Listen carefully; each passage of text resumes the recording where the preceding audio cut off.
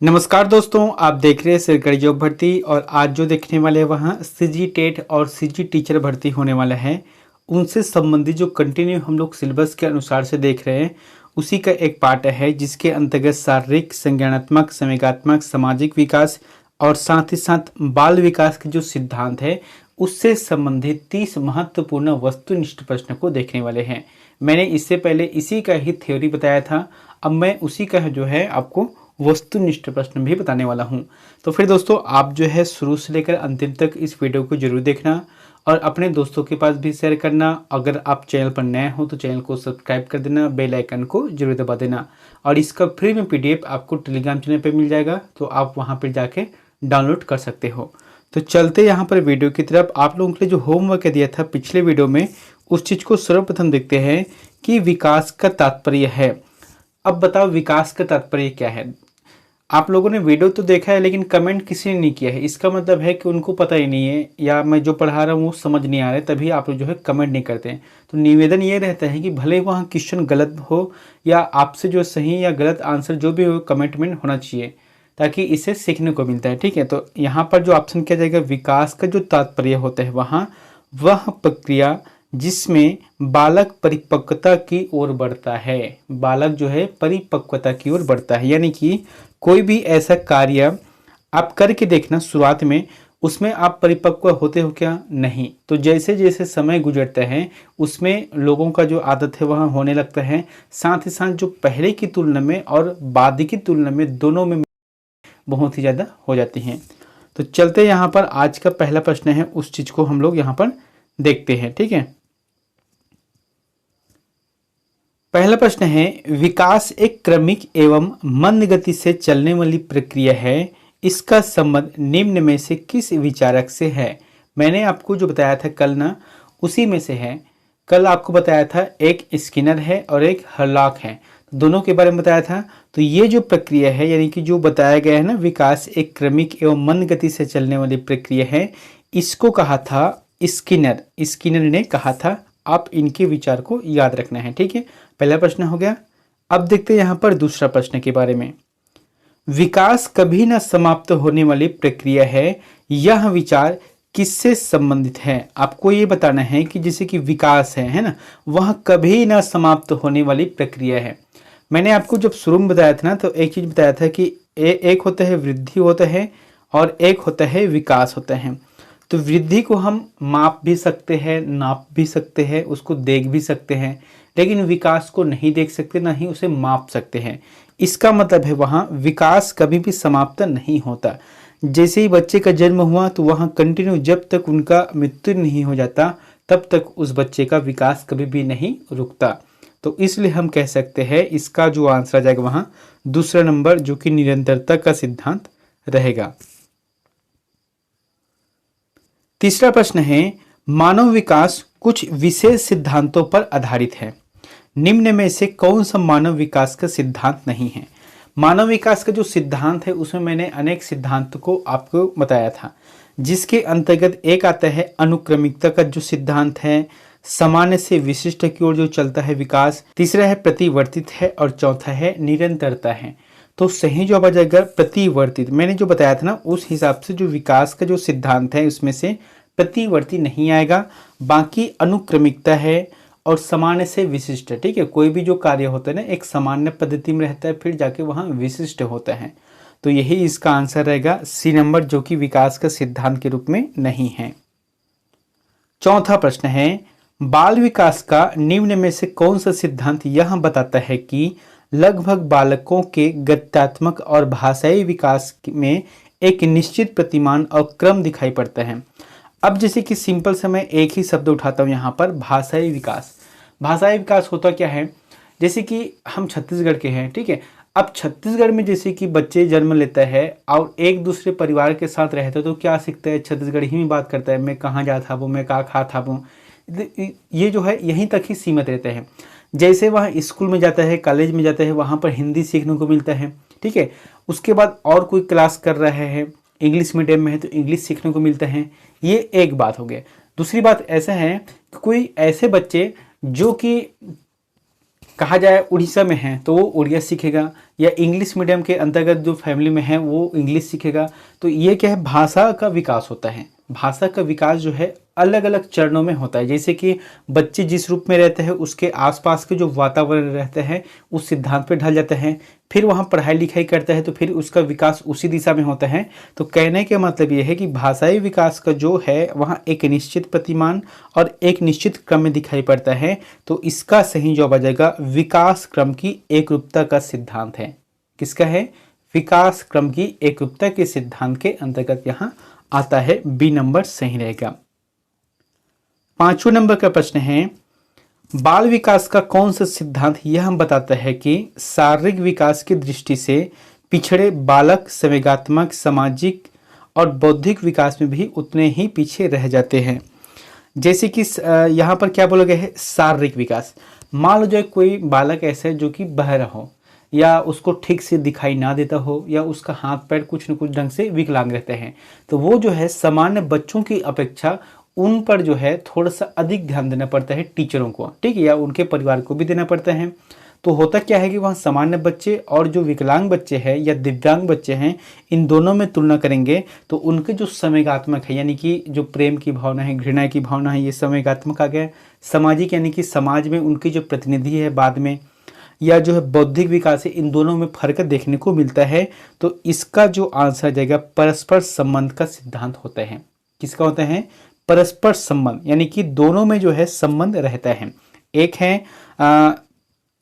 एक जो है विकलांग बालक है और एक जो है अच्छे बालक है। एक जो है शारीरिक विकास के दृष्टिकोण से पिछड़े बालक है और एक जो है नॉर्मल बालक रहता है। तो दोनों में क्या है, परस्पर संबंध का सिद्धांत चलते रहते हैं संवेगात्मक, सामाजिक और बौद्धिक दृष्टिकोण से, जिसकी वजह से वहां पीछे रह जाता है। 6वां नंबर का प्रश्न है, बाल विकास का निम्नलिखित में से कौन सा सिद्धांत यह बताता है कि बालकों का विकास उनकी व्यक्तित्व के अनुरूप होता है? बताओ इसका आंसर क्या रहेगा? सही जवाब आ जाएगा व्यक्तिक अंतर का सिद्धांत, है ना। व्यक्तिक अंतर का जो सिद्धांत है इस बात को बताता है कि यहाँ बताता है कि बालकों का विकास उनकी व्यक्तित्व के अनुरूप होता है।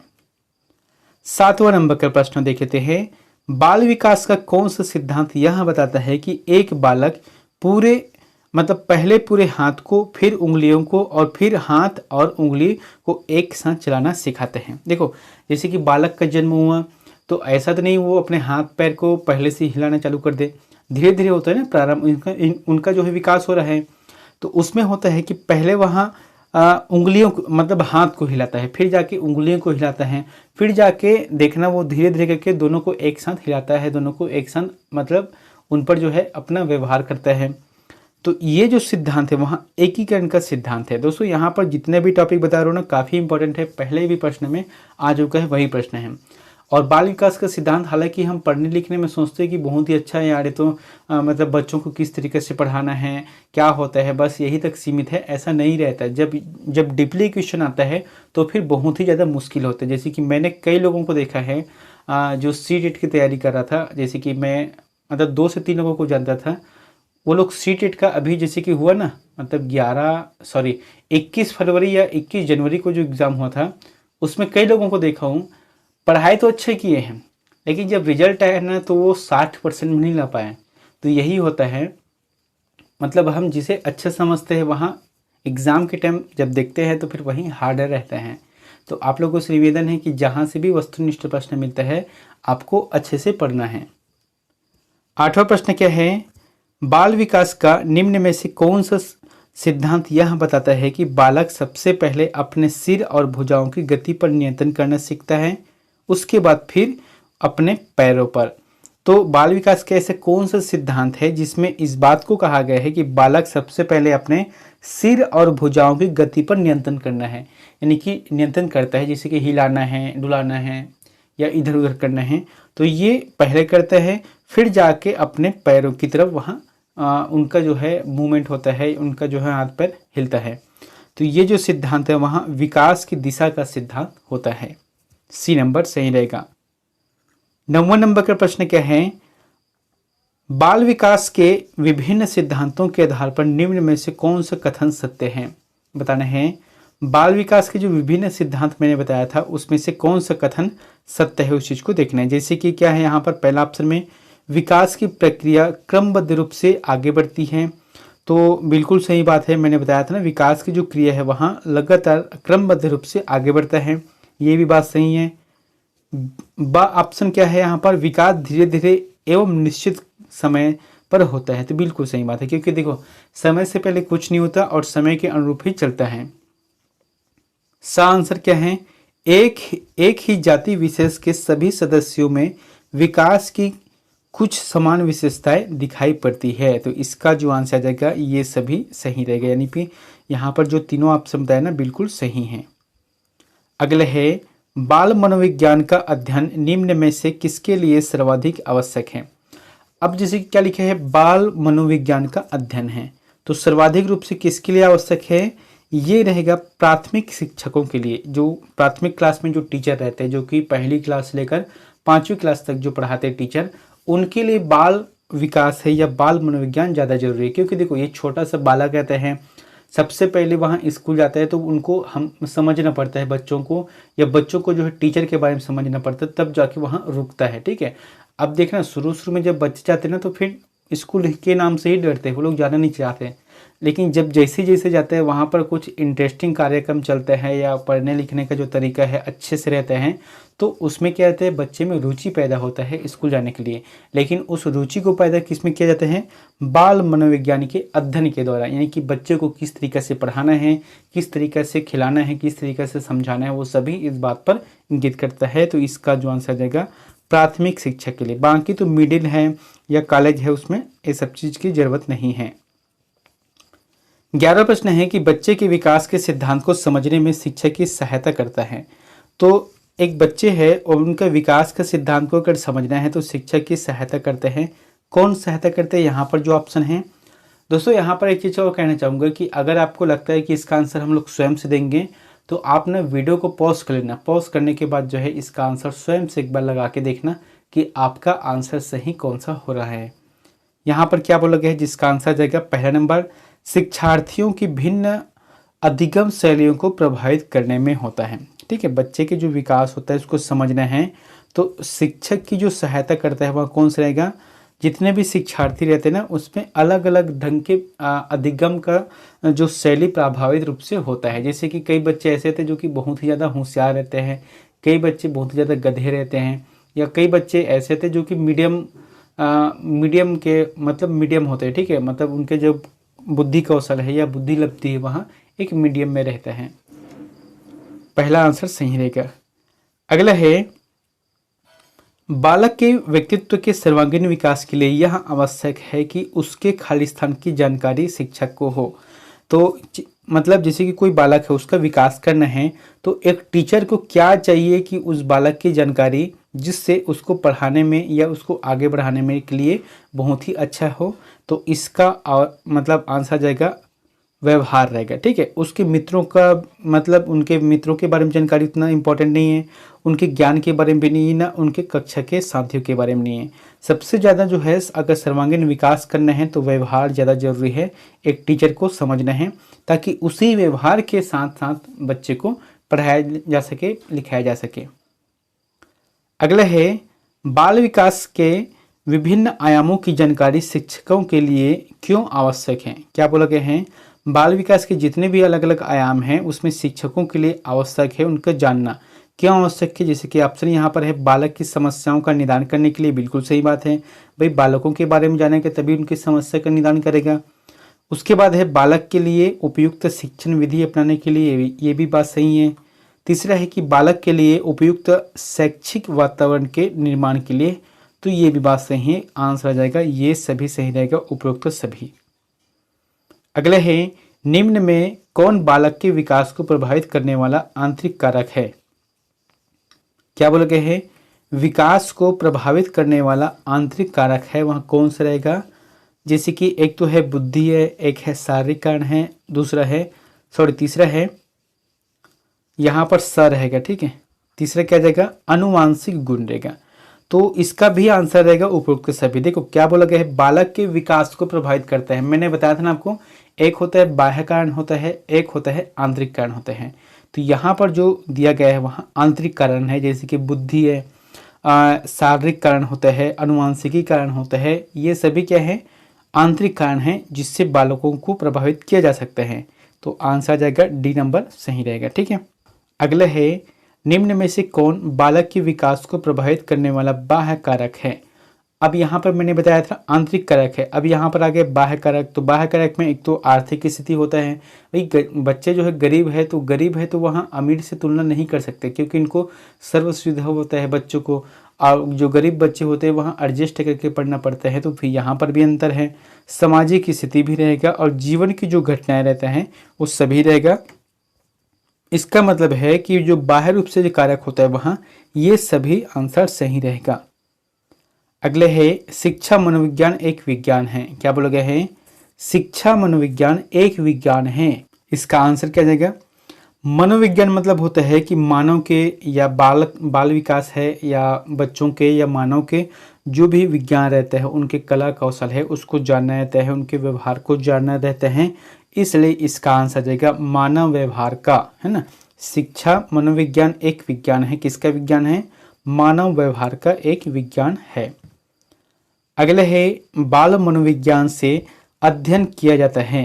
बाल मनोविज्ञान से अध्ययन किया जाता है, किस बात का अध्ययन किया जाता है कि बालक के जन्म के पूर्व गर्भावस्था से लेकर किशोरावस्था तक के जो समय रहता है, यानी कि इनके जो कार्यकाल रहता है उनके बारे में अध्ययन किया जाता है, किसमें, बाल मनोविज्ञान के रूप में।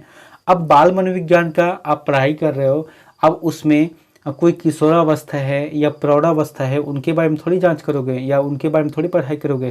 तो उसके लिए क्या है, बाल मनोविज्ञान, खासकर से जो गर्भावस्था के काल है, पिंडावस्था है, मतलब पिंडावस्था है या डिम्बावस्था है, ठीक है, उसके बाद जो है गर्भावस्था तो शैशवावस्था है। तो इस तरीके से जितने भी रहते हैं ना, गर्भावस्था से लेकर किशोरावस्था तक के, यानी कि 12 से 18 वर्ष तक से एज रहते हैं, उसको कहा गया है। तो इसमें इसी चीज का अध्ययन किया जाता है, बाल विज्ञान के अंतर्गत देखने को मिलता है। अगला है निम्न में से किसे बाल मनोविज्ञान की उपयोगिता के अंतर्गत नहीं रखा जा सकता। बाल मनोविज्ञान की उपयोगिता के अंतर्गत नहीं रखा जा सकता, तो ये रहेगा शिक्षक की आर्थिक प्रगति में सहायक, है ना। अब बालकों का मतलब विकास करना है, बालकों के जो मनोविज्ञान है इनका अध्ययन करना है। अब इसमें टीचरों की जो पेमेंट मिलता है या उनकी जो आर्थिक प्रगति है, तो इसमें दोनों का समांतर है क्या, नहीं, क्योंकि वो अलग मैटर है और बाल मनोविज्ञान अलग मैटर है। लेकिन बालक के भविष्य के बारे में पूर्व कथन में सहायक, बाल निर्देशन में सहायता है या बालकों के व्यक्तित्व विकास को समझने में उपयोगी है, ये सभी इसी के अंतर्गत आता है। लेकिन शिक्षकों की अगर आर्थिक स्थिति ठीक है, उनका प्रगति हो रहा है या उनके प्रगति नहीं हो रहा है, तो वो जो है इसमें लागू नहीं होता, वहाँ इसके अंतर्गत नहीं आता है। अगला है निचली कक्षाओं में शिक्षण की खेल पद्धति मूल रूप से आधारित है। तो छोटे जो कक्षा आते हैं जिसमें जैसे कि हम आंगनबाड़ी कह सकते हैं या पहली से लेकर 5वीं क्लास तक कह सकते हैं, उसमें खेल पद्धति चलता है, यानी कि खेल खेल में बच्चों को सिखाना पड़ता है, उसको जो है ज्ञान देना पड़ता है। तो ये सभी जो है विकास एवं वृद्धि के मनोवैज्ञानिक सिद्धांत पर आधारित होता है। किस पर आधारित होता है, विकास और वृद्धि। खेल खेलते तो बच्चों के शरीर में प्रभाव पड़ता है, उनके शरीर का निर्माण भी होता है, उनका विकास भी होता है। तो ये जो है मनोवैज्ञानिक सिद्धांत पर आधारित होता है। आंसर जाएगा सी नंबर रहेगा। अगला है बच्चों के विकास का क्रम खालिस्तान होता है। क्या बोला गया है, बच्चों के विकास का क्रम खालिस्तान होता है। क्या होता है, सामान्य से विशिष्ट की ओर होता है ना, सामान्य से विशिष्ट, क्योंकि कोई भी हो, बच्चे हो चाहे बुजुर्ग हो, सभी का विकास सामान्य से विशिष्ट की ओर होता है। अगले है निम्नलिखित में से कौन सा बच्चे की सामाजिक मनोवैज्ञानिक आवश्यकताओं के साथ संबंध नहीं है। तो किनके साथ नहीं है संबंध, यहाँ बच्चे की सामाजिक मनोवैज्ञानिक आवश्यकताओं के साथ संबंधित नहीं है। तो शरीर से अपशिष्ट पदार्थों का नियमित रूप से बाहर निकलना, ये जो है सामाजिक मनोविज्ञान से संबंधित नहीं है, बल्कि सामाजिक अनुमोदन तथा सराहना की आवश्यकता, क्योंकि अगर चार समाज में या चार लोगों के बीच में हम किसी का तारीफ करते हैं, खासकर से बच्चों का, तो उसमें आत्मविश्वास बढ़ता है। संवेगात्मक स्वच्छ की आवश्यकता है बच्चे में, संवेगात्मक जैसे कि घृणा करना है, क्रोध करना है, प्रेम करना है, तो यहाँ पर जो है आवश्यकता रहती है इनकी सुरक्षा की। उसके बाद है सानिध्य यानी कि संगति की आवश्यकता, तो ये क्या है, सामाजिक दृष्टिकोण से या सामाजिक मनोवैज्ञानिक के अंतर्गत आता है, लेकिन सी आंसर सही नहीं रहेगा। ठीक है, अगला है विकास कभी न समाप्त होने वाली प्रक्रिया है, यह विचार किससे संबंधित है। दोस्तों ये प्रश्न ना शायद दोबारा रिपीट हो गया है, तो आंसर जाएगा बी नंबर रहेगा, निरंतरता के सिद्धांत पर आधारित है। अगला है निम्न में से कौन सा विकास का सिद्धांत है, बताना है विकास का सिद्धांत कौन सा है। जैसे कि ऑप्शन पहला क्या है, विकास की सभी प्रक्रियाएं अंतः संबंधित नहीं हैं। दूसरा है सभी की विकास दर समान नहीं होती, तो ये बात जो है सही है ना। क्या बोले कौन से विकास का सिद्धांत है, तो सही बात यह है कि सभी की विकास दर समान नहीं होती, तो अलग अलग होता है सभी का। एक क्लास में अगर 30 बच्चे हैं तो 30 बच्चों का जो है विकास होता है वहाँ अलग अलग ढंग के होते हैं। नहीं तो एक क्लास में 30 बच्चे एक साथ एग्जाम दिया जाता है, एक साथ पढ़ाई किया जाता है, फिर भी उनका नंबर अलग अलग रहता है। क्यों? क्योंकि यही होता है, उनमें अधिगम की जो क्षमता है वहाँ अलग अलग होती है। आंसर जाएगा बी नंबर रहेगा। अगला है आंशिक पुनर्बलन क्या होता है, तो आंशिक पुनर्बलन होता है वहाँ क्या होता है, सतत पुनर्बलन की अपेक्षा अधिक प्रभावी होता है। ठीक है, सतत पुनर्बलन की अपेक्षा अधिक प्रभावित होता है। 25वें नंबर का प्रश्न है कि निम्नलिखित में से कौन सा कथन सत्य है। अब आपको देखना है सत्य कथन कौन सा है, यहाँ पर सत्य कथन को छांटना है। पहला ऑप्शन है खेलना संज्ञान और सामाजिक दक्षता के लिए सार्थक है। बिल्कुल सही बात है कि एक बच्चे को जितना पढ़ाई करना चाहिए उतना ही उनको खेलना चाहिए, अच्छे से खेलना चाहिए, जी भर के खेलना चाहिए। इससे क्या होगा, उनके संज्ञानात्मक विकास होगा, उनके जो सामाजिक है वो भी विकास होगा। तो कुल मिलाकर देखा जाए तो फिर इनका सभी रूप से विकास होता है। यहाँ पर जो सत्य कथन दिया है तो ये पहला ही ऑप्शन सही है। ठीक है, बाकी का देखे हैं यहाँ पर जैसे शिक्षक द्वारा प्रश्न पूछना संज्ञानात्मक विकास में बाधा के, तो गलत बात है, प्रश्न पूछना चाहिए। दूसरा है विकास और सीखना सामाजिक सांस्कृतिक संदर्भों से अप्रभावित है, तो बिल्कुल गलत है यहाँ। और शिक्षार्थी एक निश्चित तरीके से सीखते हैं, तो ये भी बात जो है गलत है। एक निश्चित तरीके नहीं, वहाँ किसी भी तरीके से वहाँ सीख सकते हैं। तो आंसर जाएगा पहला नंबर जो कि सत्य कथन है। अगला है निम्न में से कौन सा बाल विकास का एक सिद्धांत नहीं है। बाल विकास का एक सिद्धांत नहीं है, जैसे कि पहला ऑप्शन में क्या है, विकास के सभी क्षेत्र महत्वपूर्ण है। बिल्कुल सही बात है। अगर हम किसी एक दृष्टिकोण को ही देखेंगे तो विकास नहीं कहा जा सकता, इसलिए विकास संपूर्ण दृष्टिकोण से होता है, चाहे आपका मानसिक हो, शारीरिक हो, भाषाई विकास हो, गत्यात्मक विकास हो, संवेगात्मक विकास हो, सभी दृष्टिकोण से जरूरी है। दूसरा ऑप्शन क्या है, सभी विकास परिपक्वन तथा अनुभव की अंत प्रक्रिया का परिणाम है। तीसरा है सभी विकास तथा अधिगम एक समान गति से आगे बढ़ते हैं। तो इसका जो आंसर आ जाएगा वहाँ सी नंबर रहेगा। क्या बोला गया है, सिद्धांत नहीं है किसका, बाल विकास का एक सिद्धांत नहीं है। तो अधिगम एक समान गति से आगे बढ़ते, तो गलत बात है, क्योंकि एक समान नहीं होता, वहाँ अलग अलग रूप से होता है। अगले है विकास का सिरह पदभिमुख दिशा सिद्धांत व्याख्या करता है कि विकास इस प्रकार आगे बढ़ता है।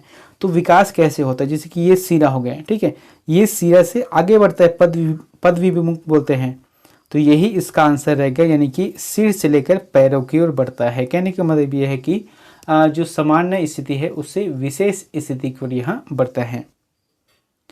अगले है निम्नलिखित में से कौन सा विकास सिद्धांत नहीं है।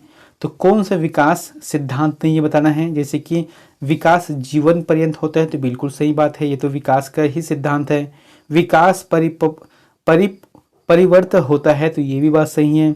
तीसरा है विकास अनुवांशिकता तथा एवं पर्यावरण दोनों के द्वारा प्रभावित होता है, तो बिल्कुल सही बात है ये भी। लेकिन क्या बोला गया है, विकास का सिद्धांत नहीं है, तो डी नंबर नहीं है, क्योंकि यहाँ पर बोला गया है विकास सार्वभौमिक है तथा सांस्कृतिक संदर्भ इसे प्रभावित नहीं करते हैं।